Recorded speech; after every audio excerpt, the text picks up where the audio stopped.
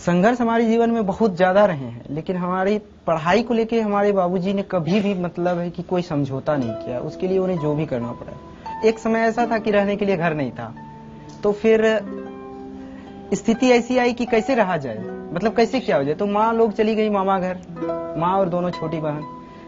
हम नहीं गए क्योंकि हमारी पढ़ाई थी। 5वीं कक्षा का मैं विद्यार्थी था उस समय। तो मुझे आज भी याद है कि एक आदमी केवल सहयोग के लिए लिया गया था और बाकी ईंट मैं पकड़ाता था, बाबूजी खुद कर नहीं लेते थे और खुद मिट्टी का गारा से बनाया गया घर है ये, और खुद ये सब किए थे। तो ये सब जिंदगी के अनुभव है। मैं इसे कभी भी संघर्ष मानता हूँ इसको, दुख नहीं है, ये संघर्ष है।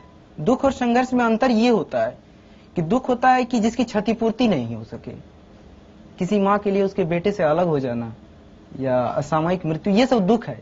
लेकिन ये तो जीवन के अनिवार्य अंग है, इसको संघर्ष कहते हैं और संघर्ष हर एक के जीवन में है।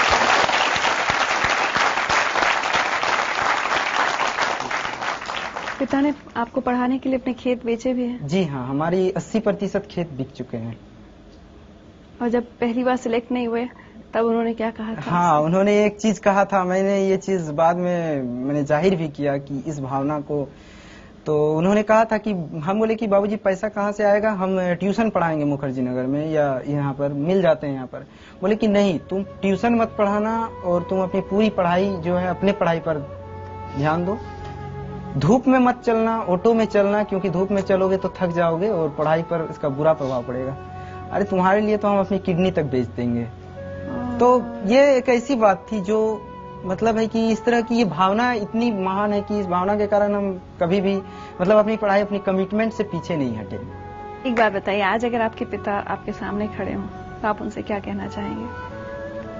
देखिए, मेरे बाबूजी तो अभी मेरे गांव में हैं और शायद अगर इस प्रोग्राम को वो देख रहे होंगे तो मैं उनसे यही कहूंगा कि मेरी सफलता असफलता से अलग आपके बेटे होने में मेरी सार्थकता है और बस इसी सार्थकता को जीवन भर महसूस करना चाहता हूं।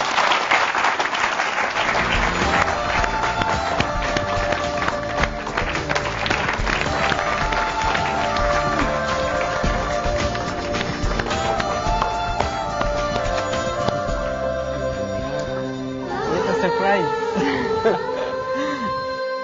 प्रेम कुमार जी, हाँ बोलिए। कभी सोचा था खेती किसानी करते वक्त कि एक दिन बेटा एक सरकारी अफसर, सबसे बड़े सरकारी अफसर की गद्दी पर बैठेगा? एकदम जब से इसको पढ़ाई में ख्याल आया तब से मैंने ये सोचा था, ये आज की सोच नहीं है। आपको पता था आईएएस क्या होता है? आईएएस क्या होता है ये पता नहीं था, लेकिन अफसर जो होते हैं मेरी जिला के, हाँ। उसको तो देखे थे। हाँ, सही बात है। कभी अपने बेटे से ये नहीं कहा कि अरे तुम नहीं कर पाओगे, तुम कहाँ, मैं नहीं तुम्हारा खर्चा पढ़ाई का उठा पाऊंगा? मैं कैसे कह दूं, वो कभी नहीं सोचा। मैंने खर्चा उठाने के लिए तैयार था, मेरे पास जमीन थी, जमीन बेच कर देते। मेरे पिताजी ने मुझे मरने के बाद दिए। अब वो जमीन मैं इसको देता मरने के बाद, तो ये मैंने सोचा कि मरने के बाद क्यों मैं दूं, अब ये दे दो, और रहेगा तो बेटा का और नहीं रहेगा तो बेटा का। उधर देखिए। सिंघू जी के बेटा कैसे हो? आप खाने पाने के ध्यान दीजिए। आप तुम्हारे लिए गुड़ रोटी बनाई है। आप ट्रेनिंग में ज्यादा खाना पीना का ध्यान दीजिए। आज तुम्हारे लिए हम दुल्हन खज के रखे हैं, रिश्ता तय हुआ है। खाना आपको तैयारी गुड़ रोटी है।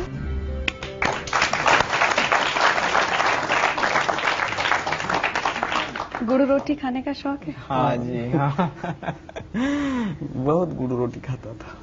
आपसे सारे देश के पिता सीख लें, एक मिसाल कायम की है आपने कि किस तरह से एक पिता अपने बेटे से ये तक कहता है कि मैं ये नहीं कहेंगे कि कोई अपनी किडनी बेचे, लेकिन आपने एक मिसाल कायम की है कि अपना सब कुछ कुर्बान कर बेटे को पढ़ाया, खेत बेचे। आज जिंदगी लाइफ की तरफ से आपको सम्मानित किया जाना है।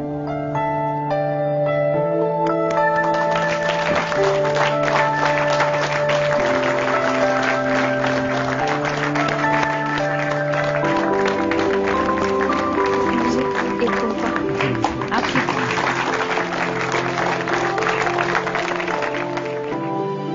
जैसे आईएएस बने ना, तो ये बोला यार थानेदार की नौकरी छोड़ देंगे क्या? मतलब ये था थानेदार ही ना छोड़े, साथ में साथ ये भी रख ले।